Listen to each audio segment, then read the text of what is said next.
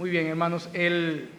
Ayer estuvimos en el funeral de la hermana Rosario. Saben que Rosario era profesora y allá vi muchos profesores, incluyendo, me encontré con un profesor mío que me dio varias materias hace muchísimos años. Y yo salí con ese espíritu como de profesor. Salí así como sintiéndome, siempre quise ser profesor, la verdad que fue mi deseo, pero no fue lo que hice. Y una de las cosas que uno más teme de un profesor es cuando le dicen, saquen una hoja que le vamos a dar un examen. Y ese es el deseo mío, decirle, saquen una hoja que le voy a dar un examen. Pero ¿qué sucede?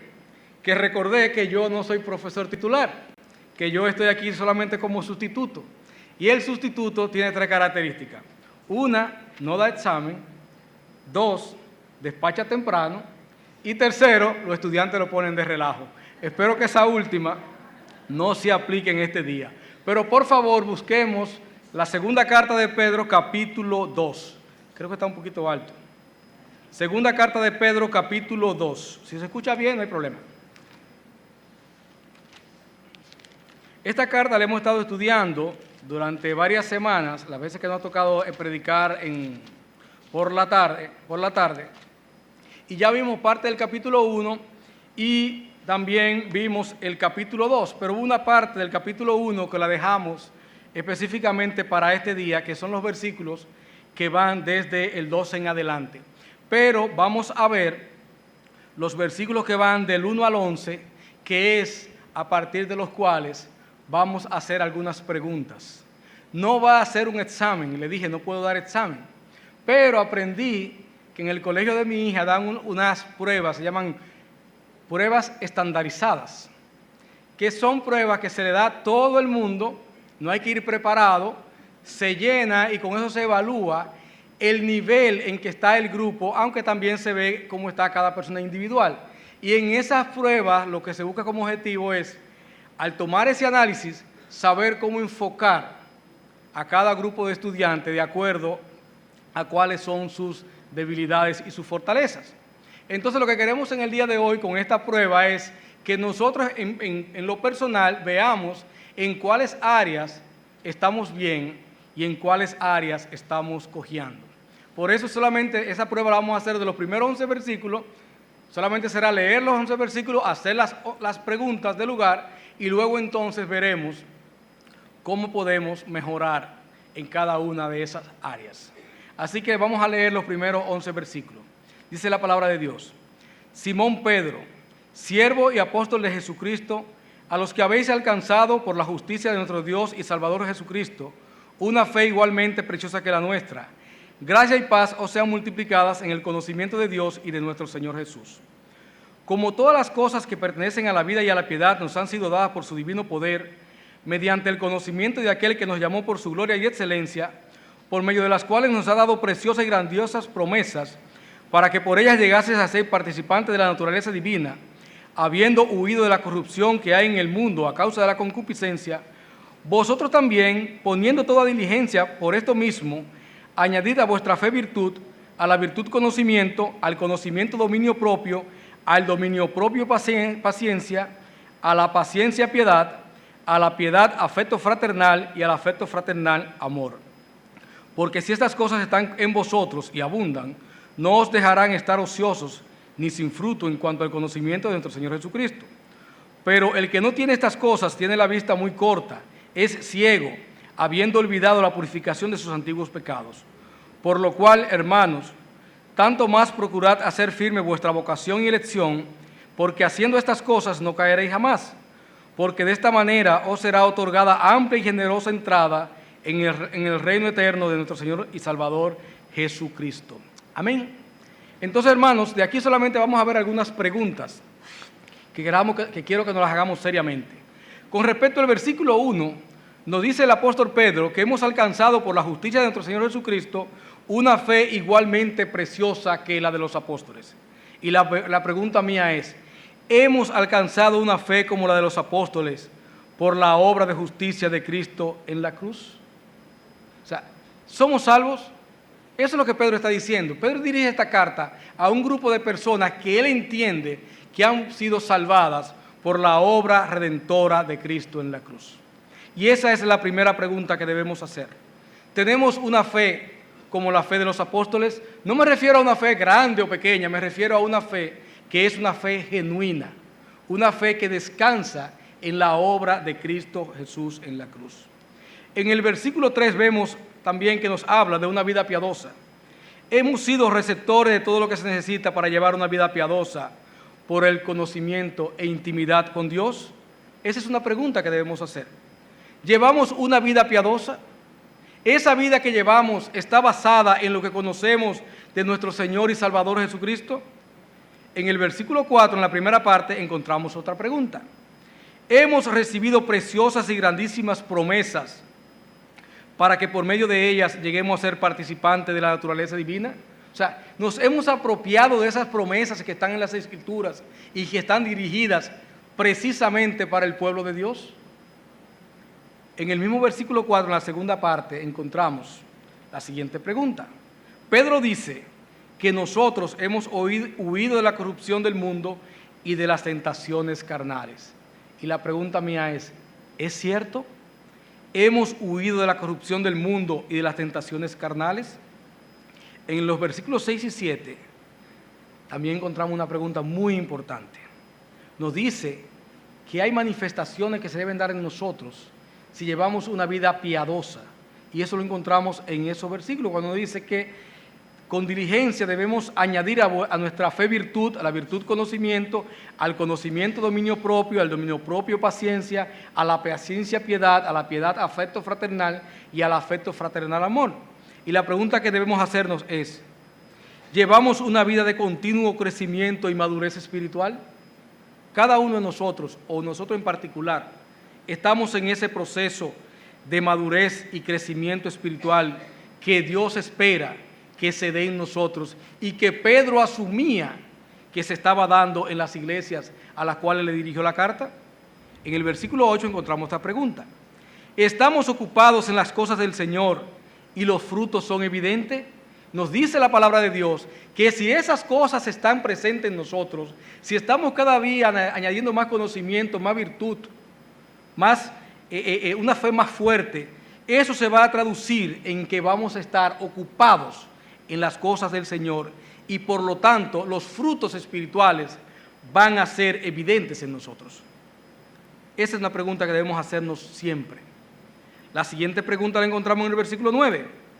¿Tenemos siempre presente la obra de redención o rescate que Cristo ha hecho por nosotros? Dice la palabra de Dios que aquellas personas que no tienen su mente ocupada en las cosas del Señor van a terminar olvidándose de la obra que Dios ha hecho en nosotros.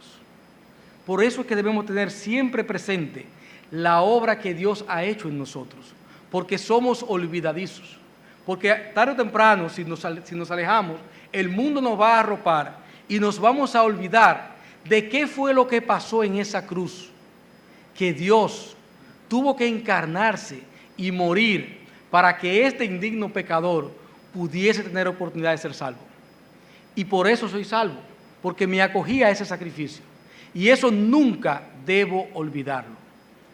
Pero nosotros lo hemos olvidado, lo tenemos presente todo el tiempo que hemos sido rescatados y que por lo tanto pertenecemos a Cristo. Estamos firmes en la fe cristiana para evitar caer de la misma, como lo encontramos en el versículo 10.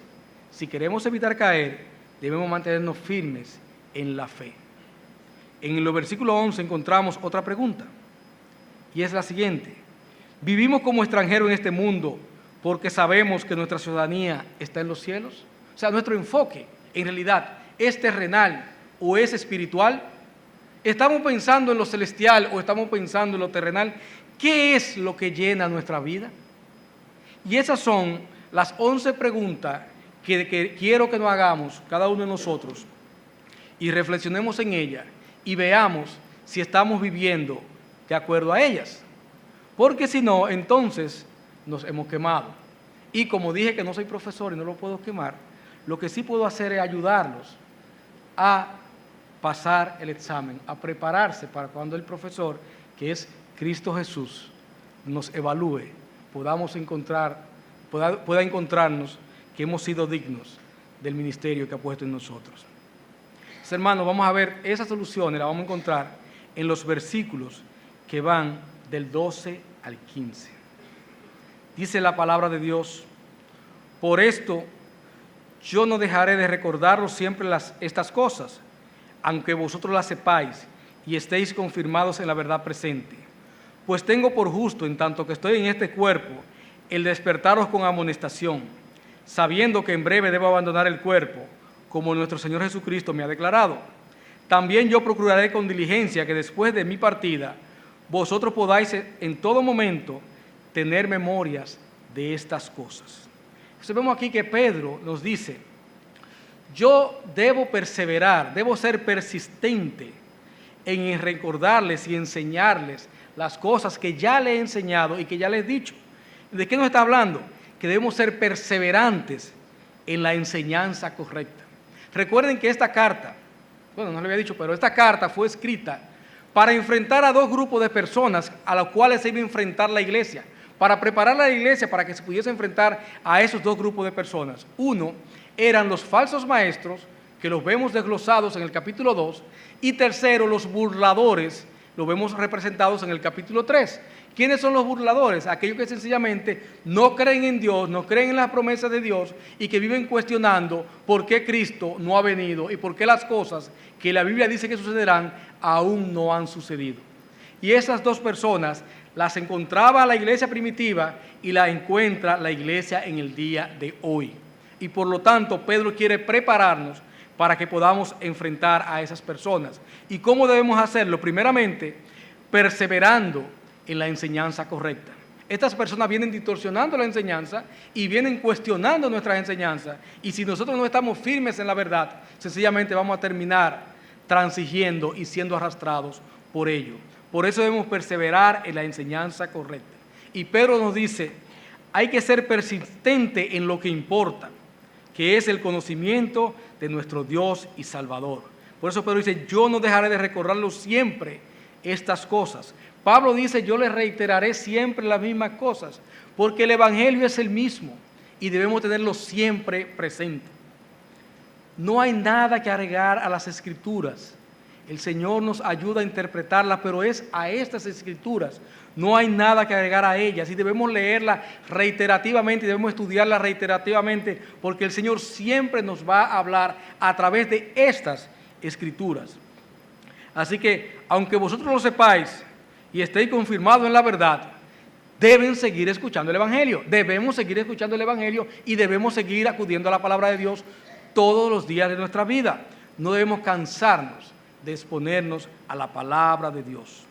Eso es lo primero que Pedro nos enseña. La perseverancia viene también acompañada de la repetición en cuanto a la exposición. Lo segundo es que debemos ser responsables en cuanto al llamado. Versículo 13, Pedro dice: tengo por justo, en tanto que estoy en este cuerpo, el despertaros en amonestación. Pedro tiene el llamado apostólico y él entiende por justo que mientras él respire, él debe obedecer a ese llamado y debe ser fiel a ese llamado. Y la pregunta que debemos hacernos: ¿somos nosotros fieles al llamado de Dios para nosotros? ¿Somos fieles a los dones que Dios ha puesto en nosotros en cuanto a ponerlo en práctica a través de la iglesia para que la iglesia madure, crezca y se multiplique? Pero nos dice: tengo por justo, o sea, eso es lo correcto, eso es lo que tú debes hacer y es lo que yo debo hacer. Es lo que Dios espera de nosotros y es en lo que debemos mantenernos siempre ocupados. Entonces, debemos ser responsables con el llamado, debemos ser persistentes en lo que de verdad importa y debemos considerar siempre que el tiempo que tenemos es limitado. En el versículo 14, Pedro nos habla de una realidad que está sobre cada uno de nosotros, sabiendo que en breve debo abandonar el cuerpo, como nuestro Señor Jesucristo me ha declarado. Hay un espacio, hermanos, en el cual nosotros podemos servir, en el cual podemos poner esos dones. Hay un espacio de tiempo, el cual está limitado por el Señor. Pueden ser años, pueden ser décadas, pueden ser muchas décadas, pero pueden ser días. Y lo que el Señor espera de nosotros es que durante todo ese tiempo nosotros estemos sirviéndole y estemos ocupados en esas cosas. Hermanos, el tiempo es limitado para nosotros servir al Señor, pero el tiempo también es limitado para las otras personas exponerse al Evangelio que nosotros debemos predicar. Por lo tanto, debemos ser diligentes en cuanto a predicar y aprovechar el tiempo, porque no sabemos el día ni la hora en que partamos de aquí y sencillamente se acabe ese tiempo. Entonces, debemos considerar un tiempo limitado, debemos ser responsables con el llamado y debemos ser persistentes.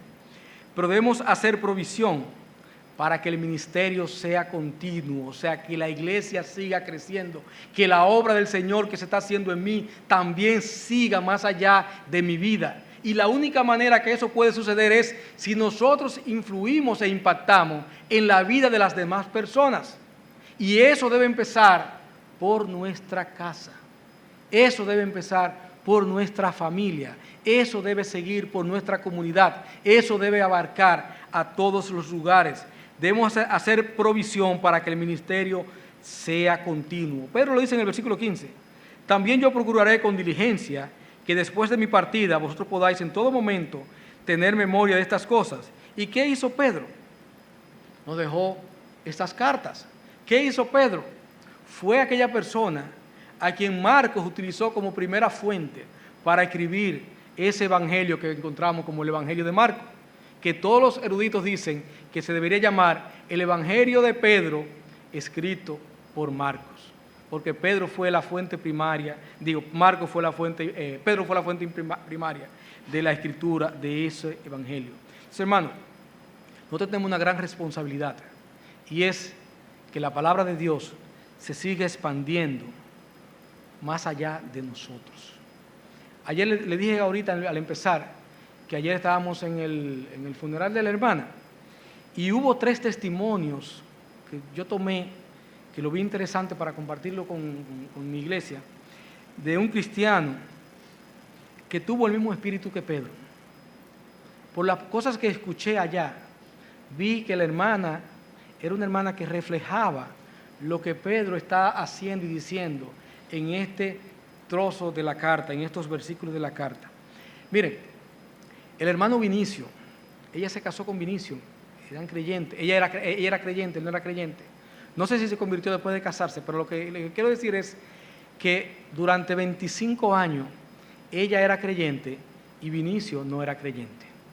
Y durante 25 años ella estuvo predicándole el evangelio a Vinicio y orando por Vinicio. Y como resultado, Dios le concedió que Vinicio se convirtiese. Y Vinicio es un hermano nuestro. Y Vinicio es su hermano. Y Vinicio la va a ver por toda la eternidad. 25 años orando por una persona, hermanos. Eso se llama ser perseverante. Mi cuñado duró 14 años orando por mí. Y yo lo sabía. Y no perdía oportunidad para predicarme la palabra. Hay que ser perseverante, hay que ser persistente, porque un día el Señor nos va a encontrar en un momento en que nuestro corazón va a estar ya enternecido y esa palabra predicada va a dar su fruto. Eso es así, hermanos. Debemos ser perseverantes, debemos ser persistentes con aquellas personas que amamos, en orar por ellas y en predicarle la palabra de Dios. Pero otra cosa, hermanos, y esto es muy importante para las hermanas y para los hermanos casados, cuya pareja no son creyentes. A pesar de que su esposo era impío, nunca dejó que eso fuese un obstáculo para inculcarle a Cristo a sus hijos. Hoy todos son creyentes. Ella dejaba a su esposo el domingo en su casa, viendo televisión o haciendo la cosa que él quisiese y tomaba a todos sus muchachos y se lo llevaba para la iglesia. Y esos muchachos se convirtieron. Que no sea eso un obstáculo para que tú expongas a tus hijos a la palabra de Dios. Si tu esposo no es creyente, no quiere levantarse temprano para que tus hijos lleguen a la escuela dominical de las 10 de la mañana, mira, paga un Uber, haz lo que sea, pero lleva a sus muchachos a exponerse a la palabra de Dios, porque esa es la verdadera herencia que ellos van a tener, que sean expuestos y que sean salvos. Esta hermana hizo eso con sus hijos y los frutos son evidentes. Son todos creyentes. Son todos creyentes. Así que no dejemos que eso sea una excusa para exponer a nuestros hijos a la palabra de Dios. Para ella lo más importante era su vida de iglesia y nunca dejó de honrar a su matrimonio, pero nunca dejó de honrar al Dios en quien había creído, ni de exponer a lo querido a la palabra de Dios. Otro testimonio que yo escuché allá fue que ella usaba su profesión de maestra para impactar a muchas personas con sus acciones y testimonio. Es interesante que nadie hablaba de lo buena profesora que era. Todo el mundo hablaba de cómo ella siempre estaba pendiente de los necesitados para apoyarlo y cómo estaba pendiente de la necesidad espiritual de las personas para animarlas y para llevarlas a Cristo. Hubo una hermana que dio un testimonio de que tenía problemas en cuanto a que era bipolar, que tenía muchísimos problemas mentales, era una católica enferma, y cómo la predicación de la palabra de ella, de esa hermana, fue que la llevó a ella a liberarse de todos esos demonios y de toda esa idolatría. O sea, ella utilizó el lugar donde Dios la puso para evangelizar, y su trabajo era un centro de evangelización. Y esa era una hermana que siempre veíamos sentada aquí, tranquilita, calladita, haciendo la obra para la cual Cristo la había llamado. Entonces, hermanos, lo primero es que si queremos pasar este examen, debemos perseverar en la enseñanza correcta, mantenernos firmes. Lo segundo es que debemos darle un buen uso a nuestro testimonio cristiano. Debemos usar nuestro testimonio como un instrumento para que la gente vea la grandeza de Dios actuando en indignos pecadores. Y es lo que Pedro nos expone en el versículo que van del 16 al 18. Dice así la palabra de Dios: porque no nos hemos dado a conocer el poder y la venida de nuestro Señor Jesucristo siguiendo fábulas artificiosas, sino como habiendo visto con nuestros propios ojos su majestad. Pues cuando Él recibió de Dios Padre honra y gloria, le fue enviada desde la magnífica gloria una voz que decía: este es mi Hijo amado, en el cual tengo complacencia. Y nosotros oímos esta voz enviada del cielo cuando estábamos con Él en el Monte Santo. Y vemos aquí algo muy particular, y es que Pedro se limita a solamente contar lo que pasó en el evento. Y en todo momento, cuando él cuenta lo que vivió, Dios es exaltado. Así que, hermano, limítate a lo que Dios ha hecho en ti sin agregarle ni quitarle. No hemos dado a conocer esto en base a fábulas, haciendo historias extraordinarias, magníficas, que yo estaba caminando y sencillamente cayó un rayo y yo en ese momento, no. Si el Señor te llamó en la tranquilidad de tu cama a sus pies, ese es tu testimonio, hermano, así te convertiste al Señor. Pero no importa cómo haya sido esa conversión tuya, no importa cómo haya sido, se produjo un fenómeno extraordinario, maravilloso, un gran milagro, y es que un muerto llegó a la vida. Y eso fue lo que pasó ese día. Ese es un testimonio que tú debes dar, que un Dios santo a un indigno pecador le dio vida, y le dio vida eterna. Entonces, no debemos agregarle ni quitarle, sencillamente limitémonos a lo que Dios ha hecho. Para que veamos, hermanos, que Pedro, después de tantos años, nunca olvidó exactamente lo que pasó. Quiero que leamos en Mateo 17, versículos 1 al 9, ¿de qué Pedro está hablando? Mateo 17, del 1 al 9.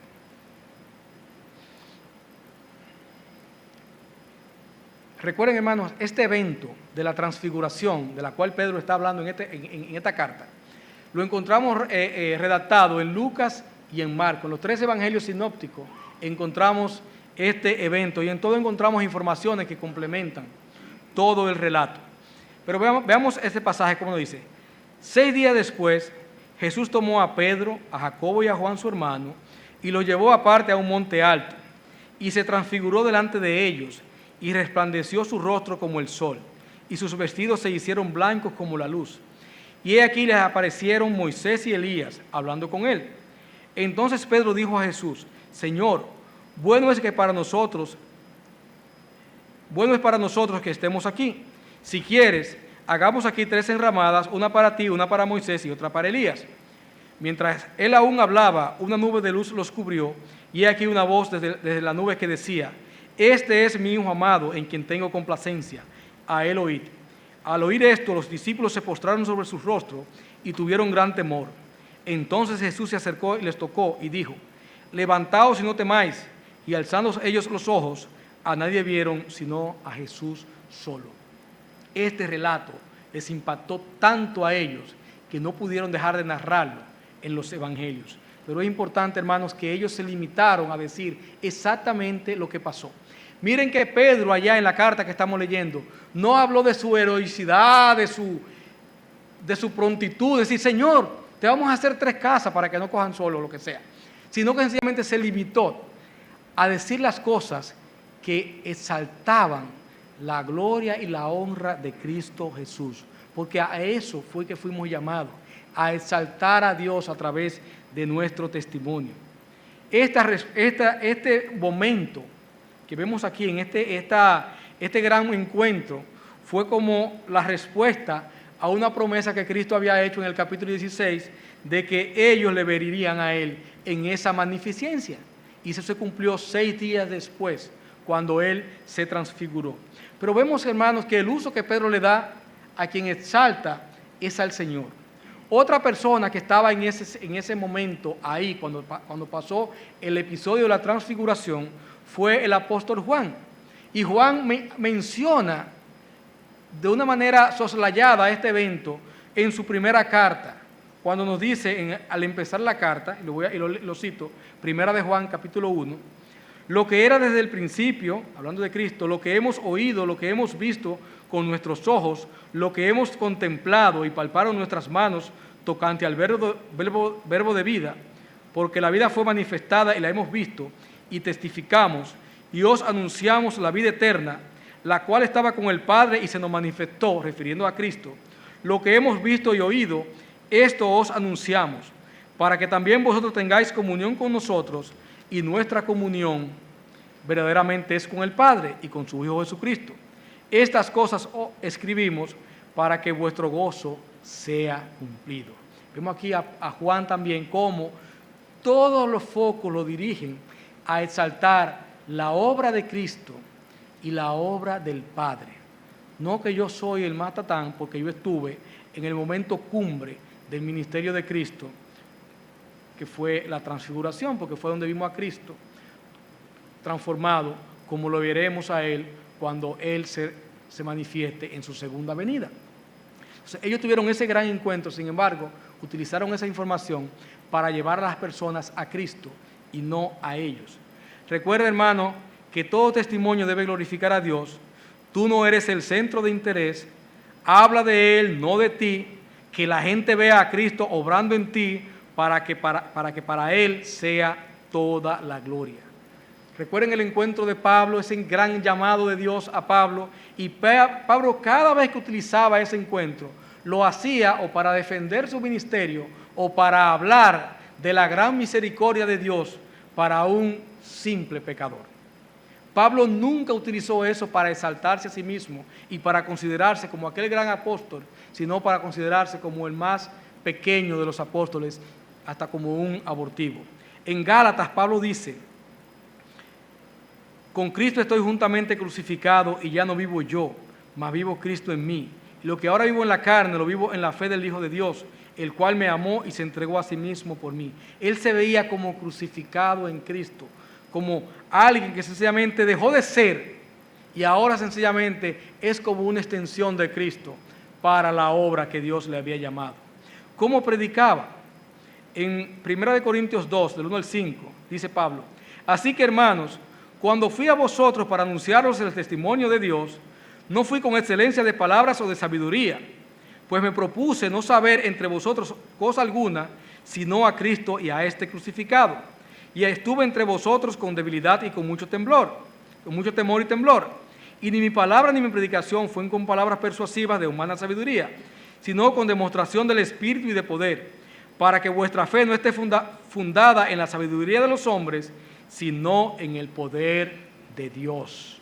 ¿Qué encontramos a Pablo? Que en todo momento, todo lo que Dios ha hecho en él, todo lo que Dios ha mostrado en él, lo ha utilizado para exaltar a Cristo y su obra redentora. Entonces, hermanos, ¿qué podemos concluir? Primeramente, el testimonio personal ayuda a otros a ver que se puede vivir de otra manera. No es que el testimonio personal no sirva, pero ayuda a otros a mostrarle a ese otro que se puede vivir de otra manera.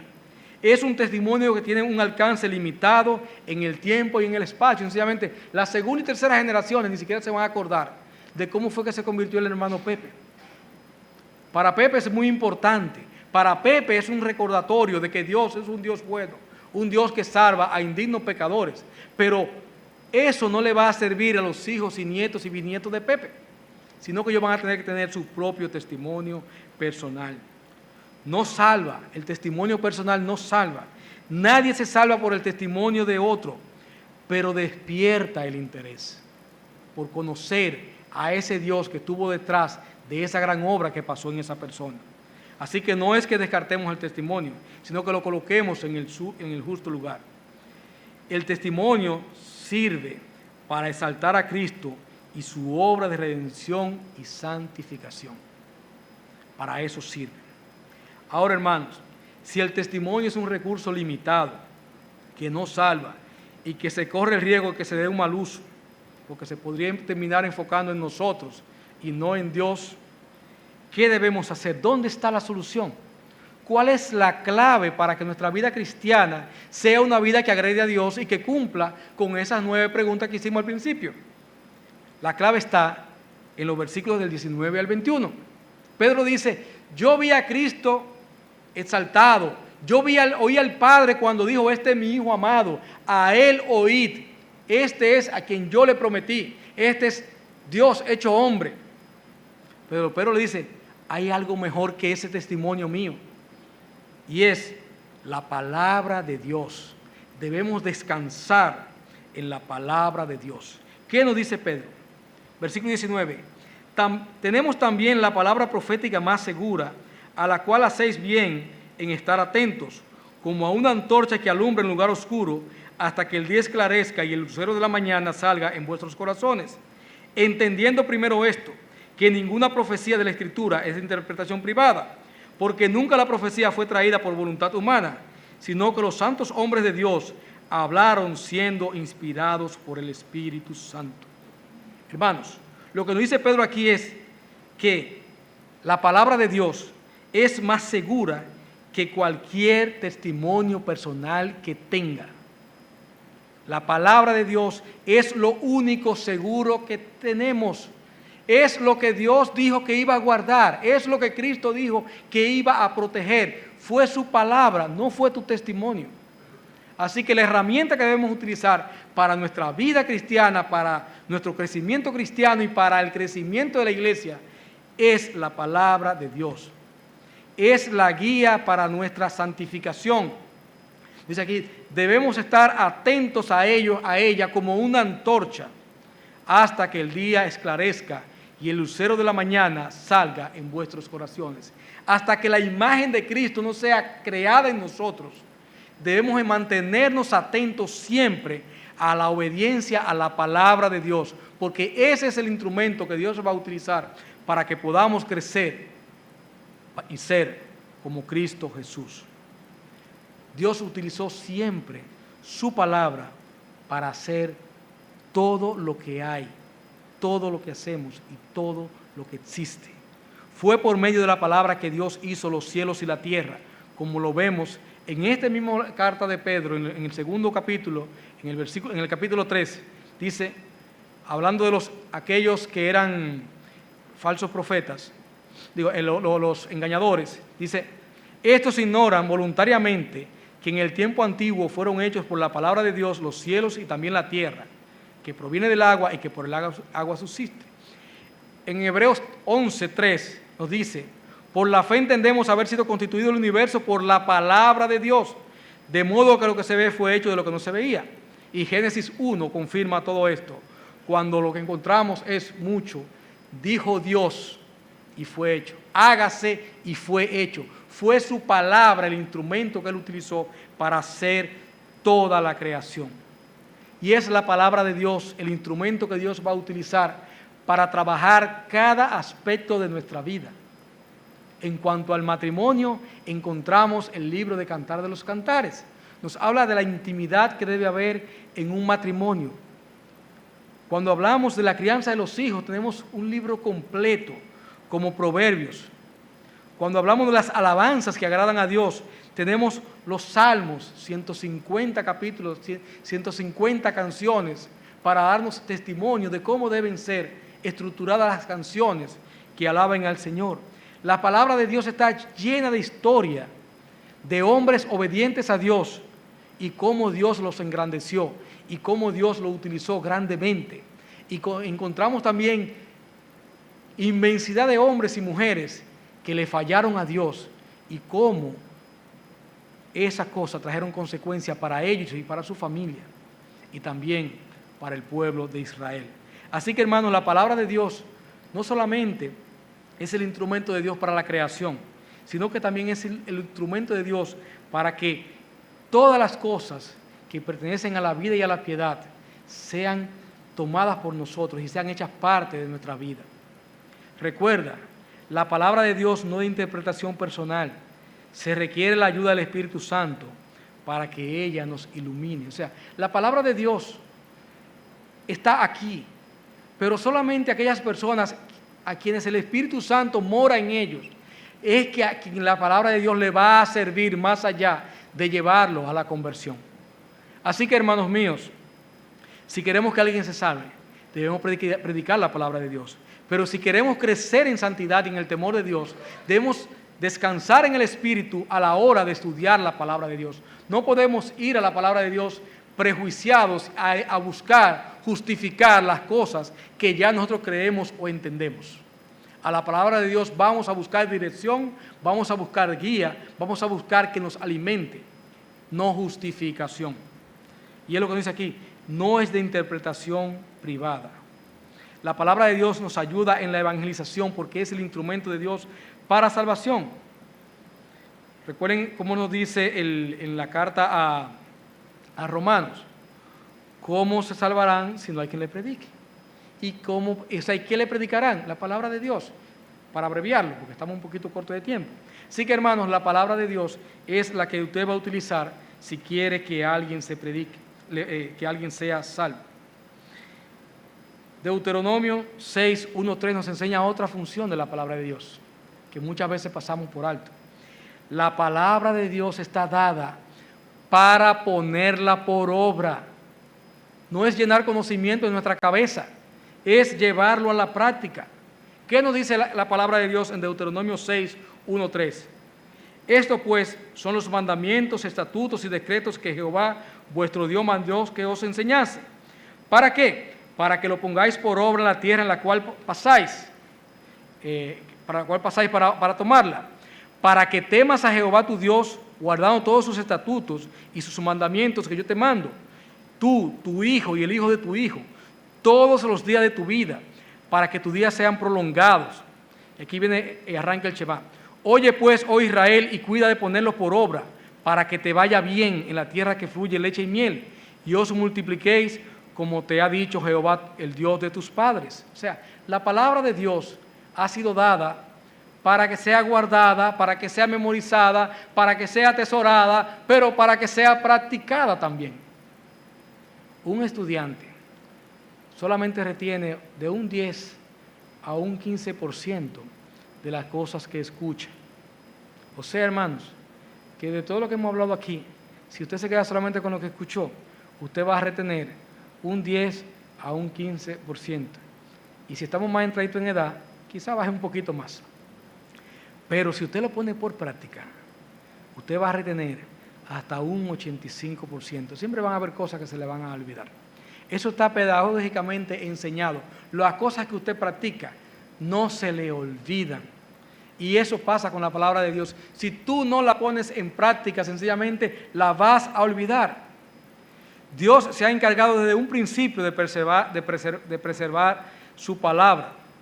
Nunca fue traída por voluntad humana, no fue que a hombre se le ocurrió escribir palabras, sino que sencillamente Dios inspiró a hombres en diferentes generaciones, en diferentes contextos, con diferentes preparaciones académicas e intelectuales, para conformar este libro del cual hoy disponemos en nuestras manos.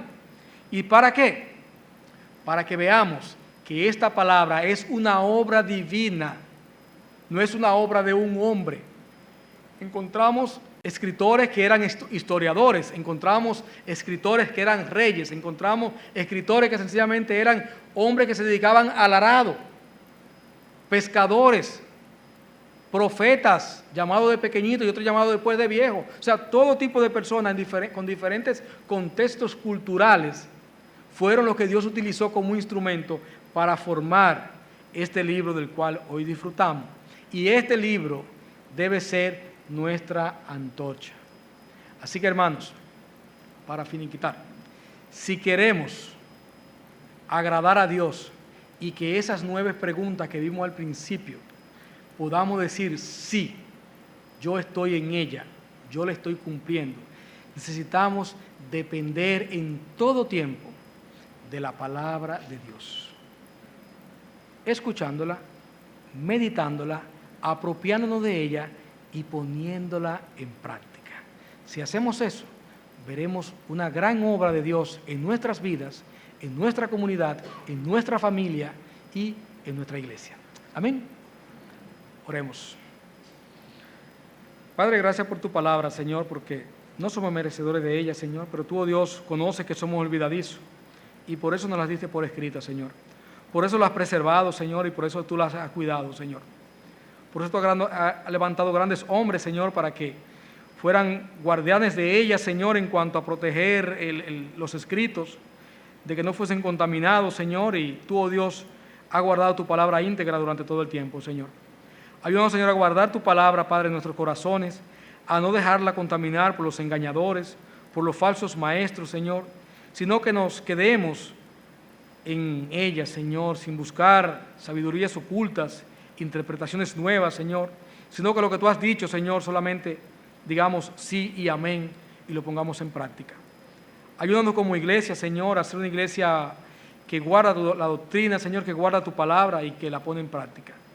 Padre, te queremos pedir en este momento por nuestro pastor, para que tú lo lleves con bien a él y a Tiamar y a su hijo, que tengan un buen tiempo por allá, Señor, y que sus exámenes salgan todo bien, Señor, y que lo tengamos aquí ministrándonos, guiándonos, Señor, sirviendo, Padre, a tus propósitos, Padre, como lo ha hecho durante tantos años. Gracias por él y por su ministerio, gracias por esta iglesia, Señor. En Cristo Jesús te lo rogamos. Amén.